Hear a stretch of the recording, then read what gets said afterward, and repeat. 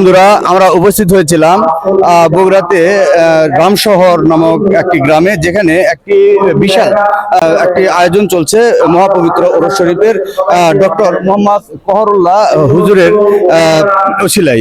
ইনি এসেছিলেন ইসলাম প্রচারের জন্য। আমরা জানতে পেরেছি 2001 সালে এখানে এই দাখিল মাদ্রাসা একটি স্থাপিত হয় এবং জনসেবামূলক বিভিন্ন কার্যক্রমের সঙ্গে এই মাজারটি সম্পৃক্ত রয়েছে।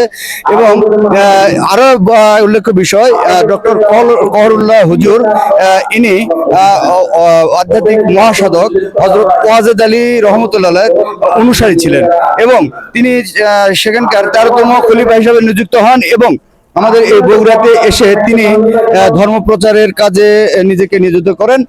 সেই থেকে তিনি বগুড়াতে মানব সেবা এবং মানব ধর্মকে প্রাধান্য দিয়ে দুঃখী দরদি মানুষের পাশে থেকে ইসলাম প্রচার করে গেছেন যুগে যুগে।